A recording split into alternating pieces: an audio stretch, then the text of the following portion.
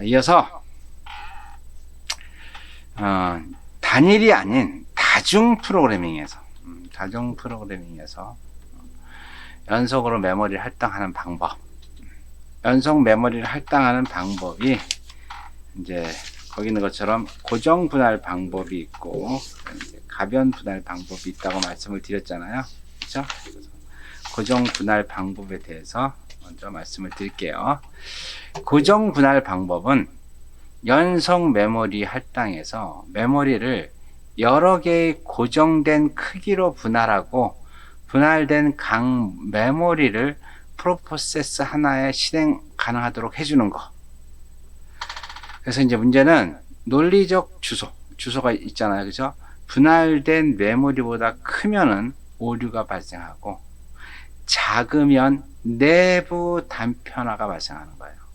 지금 프로그램을 돌렸는데 사이즈가 300메가야. 근데 메모리가 200메가야. 그럼 어떻게 돼요? 오류가 발생하는 거죠. 그렇죠?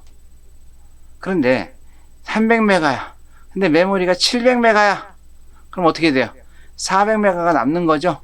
400메가가 남는 거를 이 내부 단편화를 해요. 내부 단편화.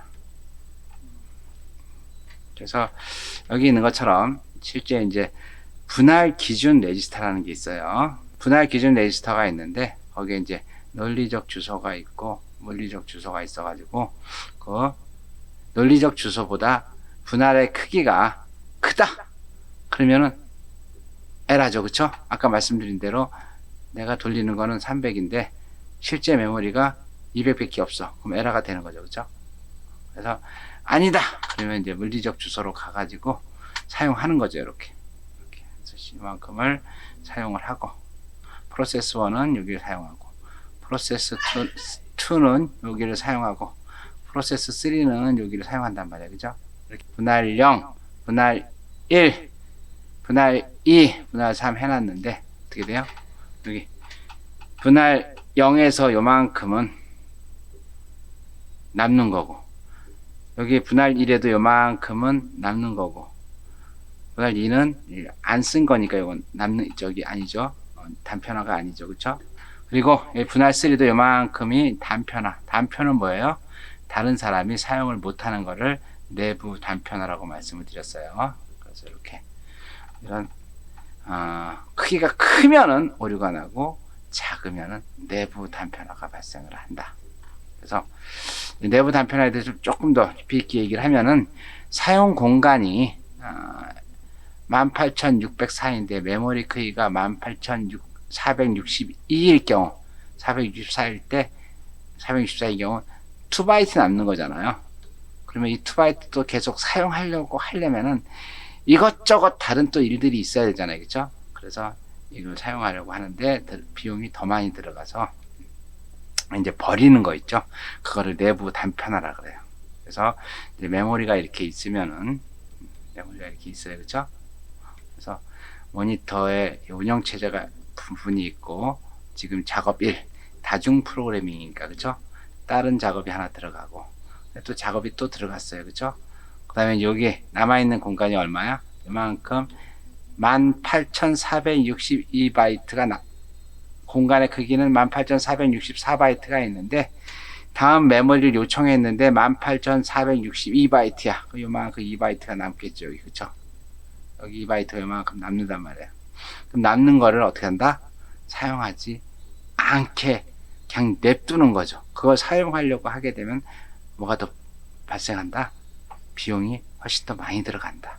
그걸 잘라야지, 그 용량 계산해야지, 또 누군가에 할당해야지, 이런 굉장히 많은 것들을 갖다가 해야 되니까 더 비용이 많이 들어간다. 그래서 그 할당된 영역에서 사용하지 못하는 영역, 내부 단편화라고 말씀드렸어요. 내부 단편화가 발생하면 그 부분은 그냥 사용 안 하도록 포기한다. 이런 얘기예요. 무슨 말인지 이해되셨죠? 그렇다면 실제 스케줄링 분할을 했을 때 내부 단편화가 어떻게 발생하는지 한번 같이 보죠. 자, 내가 분할을 했어요. 어떻게 분할을 했어? 여기 10K, 4K, 4K, 4K 이렇게 분할을 했어요. 그런데 프로세서가 이렇게 들어왔어. P1이 7K, P2가 3K, P3가 6K, P4가 6K 이렇게 들어왔어요. 그럼 맨 처음에 이 7K짜리 P1은 여기 첫 번째 분할한 10K에 들어가 사용하겠죠, 이만큼. 그러면 3KB 가 남는 거고, 그죠? 그 다음에 P2가 들어왔어요. 3K짜리가. 그러면 두 번째 4K로 분할한 요 영역 있죠. 3K가 들어오겠죠. 그러면 1K가 남는 거죠. 그죠? 그 다음에 6K가 들어왔는데 여기도 사용 못하죠. 여기도 사용 못하죠. 그쵸? 그냥 남아 있어야 되는 거죠. 자, 그러면은 이 분할을 난 이렇게 분할을 안 하겠다. 10K, 8K, 4K로 분할을 하겠다 이거예요. 그죠?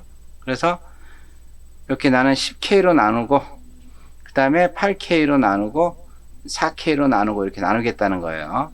그랬을 때 맨 처음에 7K가 첫 번째 분할 공간에 들어가죠. 그럼 4K가 남겠죠. 자, 두 번째 거는 3K니까 요거를 8K로 안 넣어주고 이쪽 4K 쪽에다 넣어준 거예요. 4K 쪽에다. 그럼 사용하겠죠. 그럼 1K가 남죠. 그 다음에 6K짜리를 여기 8K에 넣어주면 되겠죠. 그럼 여러분들 그림에서 보는 것처럼 자, 여기는요. 여기는 실제 여기 8K가 여분이 있는데도 불구하고 요건 작업을 못 들어가는 거죠. 얘들이. 놀고 있어야 되는 거죠. 그죠? 근데 지금 이 같은 경우는 이 B 그림 같은 경우는 어떻게 해요? B 그림 같은 경우는 얘까지 작업을 할 수가 있는 거죠. 그러면 어떻게 분할했느냐에 따라서 더 효율적이냐 비효율적이냐가 나타나겠죠. 어떻게 하면은 이 분할 크기에 따른 단편화가 어떻게 발생을 하느냐 그걸 알려주는 겁니다. 이제 중요한 거는 운영체제 영역은 보호를 해야 된다 그랬잖아요. 그래서 이 운영체제 영역을 보호하기 위해서는 이런 식으로 보호를 한다. 예를 들어서 기준 레지스타와 경계 레지스타를 만들어 놓고 기준 레지스타, 경계 레지스타 해갖고 기준 레지스타보다 크냐 경계 레지스타보다 작으냐 그죠?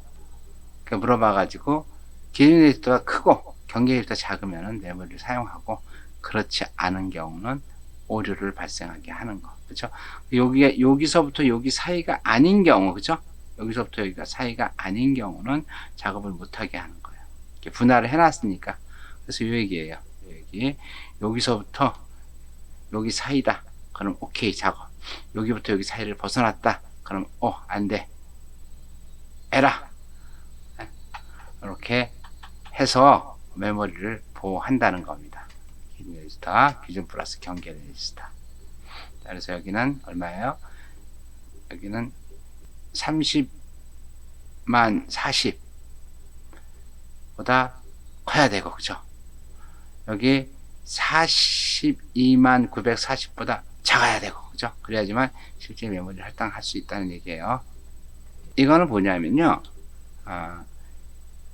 각 영역별로 독립된 Q를 사용한 고정분할 시스템.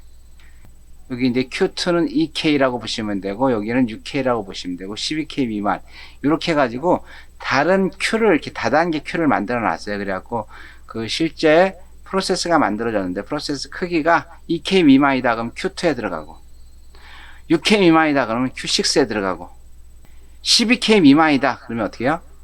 Q12에 들어가는 거죠. 그래서 각각에 따라서 이렇게 Q가 이렇게 있어 가지고 그 안에서 크기에 따라 작업이 들어가는 거죠. 그래서 얘는 Q2요. 2kg는 여기 Q에 있는 것들만 계속 실행을 하는 거고 지금 여기는 요 Q에 있는 내용만 계속 순차적으로 실행하는 거고 여기 Q12 얘는 요 Q에 있는 것만 계속 작업을 한다는 거죠. 근데 이제 이렇게 하게 되면 문제가 뭐냐 하면은 큐에 아무것도 안 들어와 있고 여기만 꽉 차 있어. 그럼 여기는 계속 놀고 있어야 되는 거죠. 그렇죠? 그래서 이제 그런 문제가 발생해 가지고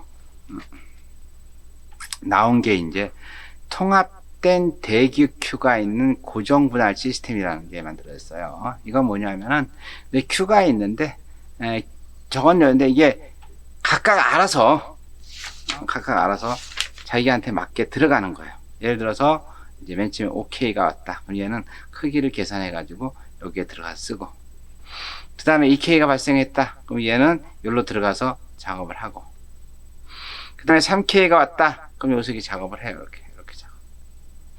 7K가 왔다. 그러면 얘가 두 개를 다 반납을 하더라도, 그쵸? 얘도 다 쓰고 끝났어. 얘도 다 끝났어. 그럼 어떻게 돼요? 사용을 못 하겠죠. 그쵸? 그럼 얘부터는 계속 기다려야 되겠죠. 언제까지? 이 3K짜리가 끝날 때까지. 3K짜리 작업이 끝날 때까지 여기서부터는 계속 대기해야 된다는 얘기예요. 그죠? 그래서 이제 이 다중 프로그래밍에서 연속 메모리 할당할 때 늘 이런 걸 고민을 좀 하셔야 돼요. 분할 영역을 어떻게 할 것이냐. 그래서 이제 시스템 부하를 분석해서 분할 영역의 개수와 크기를 결정하고, 이제 영역의 크기 결정이 이제 시스템 전체 효율을 나타내는 거죠. 여러분들 보셨죠, 그쵸? 그 전에 사례를 보면은 어떻게 영역을 결정하느냐에 따라서 메모리를 효과적으로 사용할 수가 있고, 메모리가 여유가 있으면서도 놀고 있어야 되고, 이런 그런 효율성을 나타낼 수가 있다는 거죠. 그리고 두 번째는 이제 영역을 배치시켜 주는 거. 어느 영역에 배치할 거냐, 그죠? 아까 얘기한 것처럼 3K짜리를 아예 홀드 시켜 놓고 7K짜리를 먼저 한다든가, 이렇게 배치를 결정해야 되는데, 이제 배치를 결정한다는 거는 작업 스케줄러가 또 필요하다는 얘기겠죠. 그래서 여러분들 다중 프로그래밍에서 이제 연속 메모리 할당할 때는 뭘 고민을 해야 된다. 분할 크기 영역과 영역 배치에 대해서 고민을 해야 된다. 고정된 분할 영역을 지정하다 보니까 내부 단편화가 너무 발생해 가지고 아예 고정으로 분할하지 않고 이제 가변적으로 분할을 하는 방법. 이제 고정된 경계를 없애고 각 프로세스들이 이제 필요한 만큼의 메모리를 할당하는 거예요. 메모리를 할당하는데, 기준 레지스터와 경계 레지스터 있죠. 기준 레지스터와 경계 레지스터를 이용해서 분할 영역을 지정하는 거죠. 그래서 경계 레지스터보다 논리적 주소가 크면은 이제 오류가 나는 거고, 그래서 기준 레지스터 안에 있으면은 실제 원하는 영역만큼 지정을 하는 거죠. 문제는 이제 가변 분할 방법은 이런 이제 분할 테이블 같은 게 있어야 되겠죠. 분할 테이블. 그래서 이제 분할하는 방법을 보면은 이런 식으로 분할을 합니다. 메모리가 256K이고 운영체제가 40K란 말이에요. 그죠? 그러면 이렇게 메모리가 이렇게 있겠죠. 그래서 40K까지는 운영체제가 이제 커버를 하는 거고, 여기에 이제 작업 큐에 이렇게 작업들이 들어와 있어요. 그러면 맨 처음에 60K짜리 작업일이 있잖아요. 작업일이 이렇게 들어오는 거죠. 작업일이 들어오고, 그 다음에 두 번째에 있는 작업일가 어떻게 해요? 이렇게 여기 들어오겠죠. 이렇게 100K짜리가 200K 작업을 하겠죠. 그 다음에 이제 30K짜리가 작업이 들어왔어요. 그렇죠? 그럼 실제 얼마가 남아요? 여기 26K만 남는 거죠. 26K 나오면은 이 50K, 70K짜리는 들어올 수가 없잖아요. 그런데 이제 여기에 5분이 지나서 작업 2가 끝났어요. 그럼 작업 2가 끝나면 여기 공간이 이렇게 비겠죠. 그러면 작업 4를 여기다 할당을 하는 거예요. 이렇게 70K짜리를 이렇게. 더 이상 이게 50K짜리니까 여기에 30K 빈 공간이 없잖아요. 그죠? 할당을 못하고 있다가 어떻게 돼요? 작업 1이 또 끝났어요. 10초가 지나가지고 10초가 지나서 작업 1이 끝났단 말이에요. 그럼 여기 60K가 있으니까, 그죠? 이 50K짜리를 이렇게 할당을 하면 되겠죠. 그래서 지금 이 그림처럼 가변 분할은 그때그때 맞춰서 영역을 잘라서 사용하는 거죠. 이건 이제 가변 분할 방법에 이제 3가지 방법이 있어요. 그냥 막 하는 게 아니라, 이제 첫 번째는 최초 적합 방식. 이걸 지금처럼 제일 먼저 들어온 놈을 처리해주는 방식이 있고, 그다음 이제 두 번째는 최적 적합 방식이라고 했고, 가장 사이즈하고 비슷한 것들을 집어넣어 주는 거. 그 다음에 세 번째는 최악 적합 방법이라 해요. 적합 방법이라 해가지고 가장 용량이 많이 남은 거 있죠. 언밸런스 되는 거를 이제 이렇게 할당해 주는 것들이 있는데, 거기에 대해서 한번 같이 알아보겠습니다. 사용 가능한 공간을 어디에 할당하는 것이 가장 좋은지를 결정하는 메모리 배치 방법 중에서 최초 적합 방법. 이 최초 적합 방법은 다른 게 아니고 그냥 맨 처음에 요구하는 걸 갖다가 먼저 반영시켜 주는 거예요. 프로세스를 사용 가능 공간 중 충분히 큰 첫 번째 공간에 할당하는 거죠. 13K를 요구하는데, 그렇죠? 최초 사용 공간 여부를 확인하고 가능하면 쓰는 거예요. 13K를 요구한다. 16K 공백이다. 그럼 쓰자 이거예요. 근데 이렇게 이제 최초 적합 방식은 빨리빨리 찾을 수는 있어요. 근데 문제는 공간 사용 능력이 떨어지겠죠. 그죠? 차라리 여기 있으면은 여기다 사용하지 않고 13K 요구할 때 14K에다 넣어주는 게 훨씬 낫겠죠. 그럼 여기 1K만 남는 거니까. 근데 그렇지 않고 그냥 맨 처음에 있는 거 그냥 바로 처리해 주는 걸 최초 적합 방식이라고 얘기한다 그랬어요. 그 다음에 최적 적합 방법은 있는 걸 보고서 프로세스를 충분히 큰 사용 공간에 들어갈 수 있는 가장 작은 공간을 할당해 주는 거. 근데 문제는 이제 이건 어떻게 돼야 돼요? 사용 가능한 크기 순으로 정렬이 돼 있지 않으면 전체를 검색해야 되니까 이 크기 순으로 늘 정렬을 해야 되는 그런 과정이 필요하겠죠. 그렇죠? 그래서 이제 공간 이용률은 높아질 수 있으나 이런 정렬이라든가 이런 작업을 해야 되기 때문에 할당하는 과정에 시간이 소요된다는 거죠. 자, 13K를 요구한다. 그렇죠? 13K를 요구한다 그러면 14K를 넣어주겠다는 얘기예요. 16K 안 넣어주고. 그래서 이제 늘 이렇게 소트를 하고 있어야 된다는 거죠. 공간에 대해서 소트를 하고 있다가 여기 13K를 요구한다. 그러면 13K면 오케이 안 되네. 14K 되네. 오케이. 14K 넣자 그래가지고 14K 딱 넣는다는 얘기죠. 이제 최악 접합 방법은 이게 이제 역발상이죠. 역발상. 프로세스를 가장 사용 가능한 공간이 큰 데다가 가장 작은 걸 넣어주는 거예요. 그럼 어떻게 돼요? 또 여분이 많이 남겠죠. 그쵸? 예를 들어서 이렇게 큰 공간, 빈 공간이 있어. 근데 가장 작은 걸 여기다 딱 넣어줘. 그럼 어떻게 돼요? 나머지 공간이 또 크게 있다는 거예요. 그래서 이렇게 이것도 마찬가지로 가장 큰 사용 공간을 할당하기 때문에 공간의 크기를 계속 소트를 해가지고, 이건 내림차순으로 소트해야 되겠죠. 소트해서 가장 큰 공간이 어딘지를 알고 있어야죠. 그래서 13K를 요구한다. 그럼 가장 큰 공간이 30K다. 그럼 30K에다가 이거를 이제 배정해 주는 건데, 사용 가능 공간을 만드는 최적합보다는 메모리 활용 면에서 더 유용하다. 큰 거를 잘라서 사용하다 보니까 또 여유도 큰 거죠. 그렇죠? 그래서 최악 적합 방법이 실제 최악이 아닐 수 있다는 거.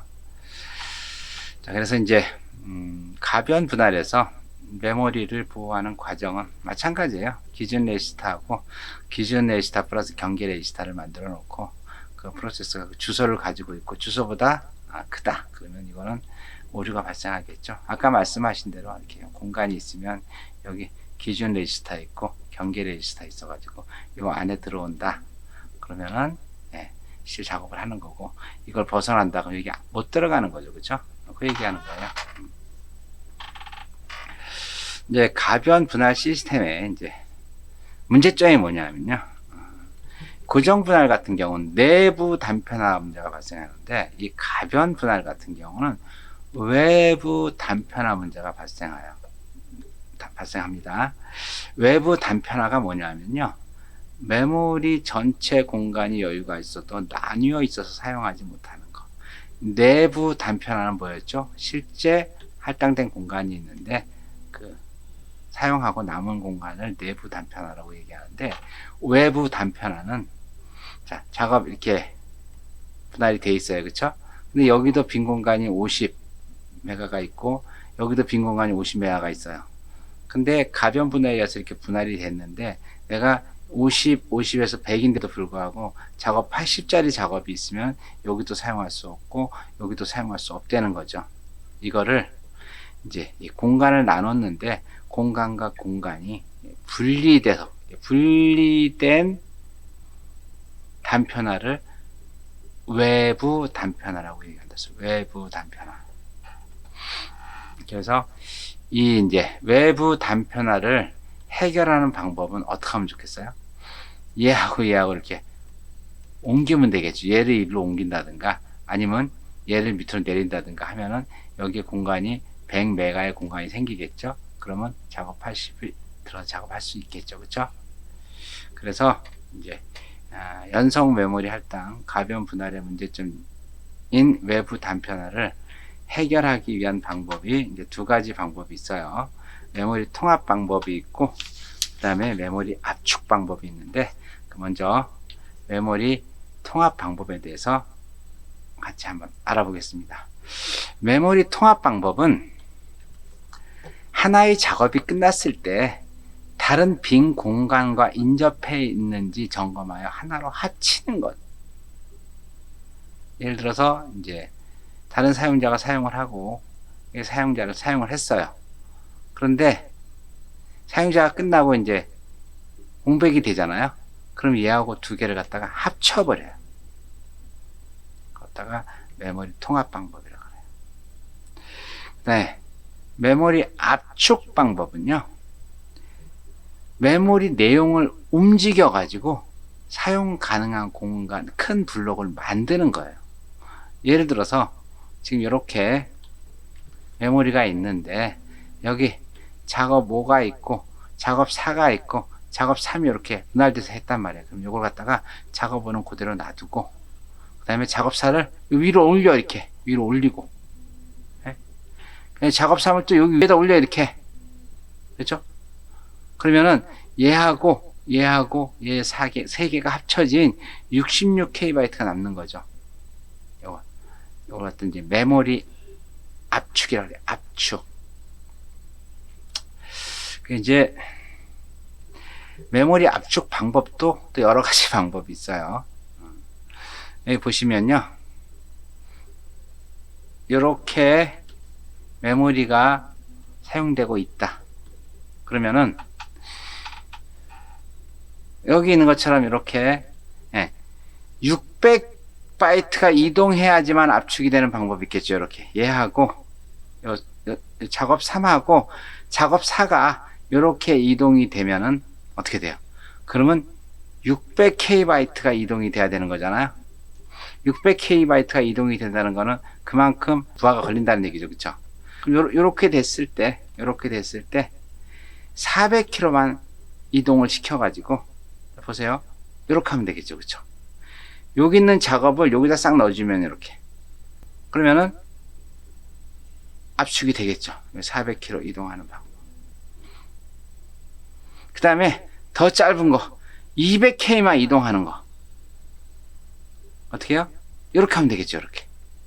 얘만 여기로 싹 보내주게 되면은 작업 3하고 4가 이렇게 만들어져 가지고 이만큼 900K 공간은 똑같이 남는 거죠. 그쵸? 어떤 게 가장 좋겠어요? 제가 볼 때는 이 200K만 이동하는 방법이 제일 좋겠죠. 그쵸? 그래서 이렇게 메모리 압축도 어떻게 하느냐에 따라서 그만큼 효율적이고 비효율적인 걸 만들 수 있다라는 얘기예요. 메모리 압축의 단점은 뭐냐면요, 압축하는 동안 시스템은 모든 일을 중지해야 되는 거죠. 대화형 사용자는 응답 시간이 일정하지 않게 되고 실시간 시스템은 심각한 문제가 발생을 하겠죠. 압축하는 동안은 아무것도 할 수가 없으니까. 메모리에 있는 작업들을 이용해야 하므로 프로그램이 적재할 때 제거되는 대치 관련 정보들을 액세스 가능한 형태로 보관해야 된다. 압축 작업을 자주 요구하여 시스템 자원이 굉장히 소모가 크겠죠. 문제가 심각하네요. 그렇죠? 그래서 이제 나온 게 버디 시스템이에요. 버디 시스템. 버디 시스템은 뭐냐면 버디가 이웃이잖아요. 그렇죠? 큰 버퍼들을 반복적으로 2등분해서 작은 버퍼를 만들어서 가능할 때마다 인접 버퍼들을 갖다가 합치고 나누고 하는 걸 계속 반복을 해요.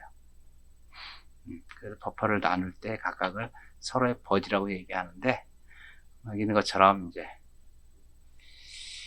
최근 운영체제는 이거보다 훨씬 더 좋은 이제 다음 주에 배울 페이징이나 세그먼트를 사용해서 이제 이 할당을 하는데, 지금 이제 유닉스에서 커널 메모리 할당할 때는요, 이 버디 시스템을 사용합니다.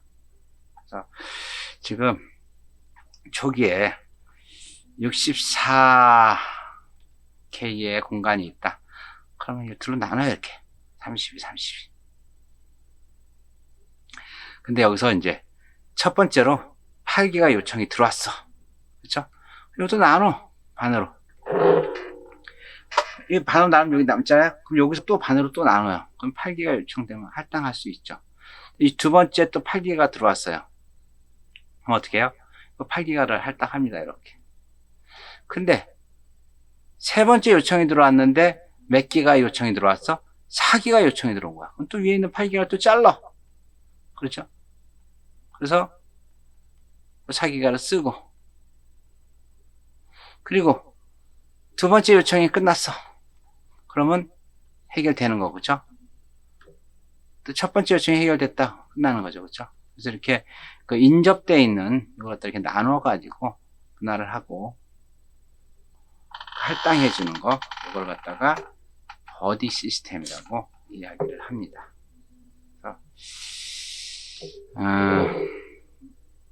자, 이번 주는 여기 버디 시스템까지 하고 다음 주에 페이징하고 세그먼트에 대해서 같이 알아보도록 하겠습니다. 이어서 과제물 안내하겠습니다. 13주차 과제물, 컴파일하고 링킹하고 로딩에 대해서 간략하게 기술해 주시면 될 것 같고요. 중첩 메모리 설정에 대해서 중첩 메모리가 뭐다라는 걸 설명해 주시면 될 것 같아요. 메모리 스와핑 기술에 대해서 여러분들이 간략하게 적어 주시면 될 것 같아요. 스와핑에 대해서, 스와핑은 뭘 스와핑이라고 이야기한다. 그 다음에 내부 외부 단편화가 무엇인지를 여러분들이 설명해 주시면 될 것 같아요. 그 다음에 이제 고정 분할 방법에서 메모리 보호를 어떻게 하는지에 대해서 여러분들이 기술해 주시면 될 것 같아요. 6번은 버디 시스템이 뭔지, 버디 시스템에 대해서 간략하게 기술해 주시면 될 것 같습니다. 오늘 강의 잘 들으셨나요? 펀노이만 컴퓨터에서 가장 중요한 메모리 관리 이쪽에 대해서 얘기를 했는데, 오늘 배운 거는 실제 현재 시스템에서 사용하지 않는 부분들이에요. 이제 단일 시스템, 다중 시스템 중에서도 고정 분할, 가변 분할, 그 다음에 버디 시스템에 대해서 같이 알아봤는데, 지금은 다음 주에 배울 페이징이나 세그멘테이션 가지고 모든 메모리를 관리한답니다. 그래서 우리가 이제 이걸 알아야 되는 거는, 어차피 메모리 관리라는 게 이렇게 변해왔고, 이제 과거를 알아야지 미래를 알 수가 있는 거니까 아는 거고, 가장 중요한 건 뭐죠? 기사 시험 문제 이런 것들이 꼭 나와요, 그죠? 스트레스 받게. 그래서 알아본 거니까 이제 어쨌든 메모리를 할당할 때 이렇게 할당한다 라고 여러분들이 원리를 이해하면 될 것 같아요. 네, 그래서 오늘 강의 듣느라고 수고하셨고 다음 주에 봬요. 안녕.